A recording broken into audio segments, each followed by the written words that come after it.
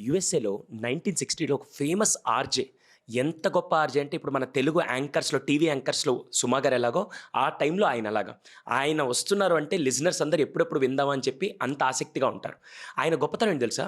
Office ఆయన punctuality next లెవెల్‌లో ఉంటుంది. అంటే 9:30 ఆఫీస్ అయితే 9:25 కల్లా ఆయన అక్కడ ఉంటారు. 5 అంటే 5 దాకా. ప్రతిదీ అసలు పంక్చువాలిటీ అంటే ఆయన, ఆయనంటే పంక్చువాలిటీ అనే విధంగా ఉంటారు.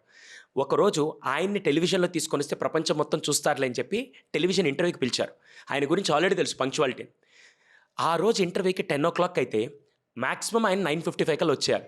కానీ ఆ రోజు 9:57 అయింది, 9:59 అయింది, 10 అయింది, 10:05 అయింది. ఆయన రాలా. 10:06కి ఆయన లోపలికొచ్చి ఇంకా హడావిడిగా ఇంటర్వ్యూ స్టార్ట్ చేసి అయిపోయారు. ఇంటర్వ్యూ కంప్లీట్ అయిపోయిన తర్వాత ఆ న్యూస్ రిపోర్టర్ ఎలా అయినా ఈయన్ని అడుగుదాం ఎందుకు లేట్ అయిందని చెప్పి, "సార్ అసలు పంక్చువాలిటీ కంటే మీరు బ్రాండ్ అంబాసిడర్. అలాంటిది ఎందుకు ఇంటర్వ్యూకి లేట్‌గా వచ్చారంటే," "లేదండి నేను ఆల్రెడీ ఆన్ టైమ్‌కే బయలుదేరి అన్ని ప్రాక్టికల్‌గా అన్ని పాసిబిలిటీస్‌లో నేను బయలుదేరడానికి నేను షార్ప్‌గా ఇంటి దగ్గర నుంచి స్టార్ట్ అయ్యే టైంకి నా సాక్స్ చినిగిపోయింది. ఆ టైంలో ఇంక షాప్ లేక మళ్ళీ నేను ఒక స్టిచ్ తీసుకొని అది కుట్టుకొని తీసుకొనొచ్చాను. దానివల్ల లేట్ అయిందంటే వెంటనే ఇంటర్వ్యూయర్ నవ్వాడు. "సార్ మీరు రేడియో జాకీలో పనిచేస్తూ మీకు ఒక విషయం మర్చిపోయినట్టున్నారు. రేడియో జాకీలో వినపడుతుంది. టీవీ ఇంటర్వ్యూలో మీరు ఇక్కడి దాకే కనపడతారు. కింద మీరు ప్యాంట్ ఐరన్ చేసుకోలేదా, షూ ఏసుకోలేదా ఏం పెద్ద కనపడదు సార్" అంటే అప్పుడు ఆయన చెప్పాడు, "నేను షూ కానీ పర్ఫెక్షన్ అనేది అవతల వాళ్ళ కోసం చేయనండి.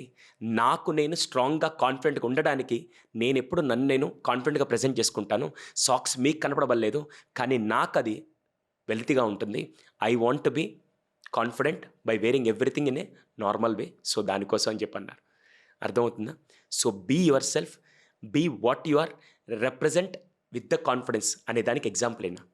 Thank you.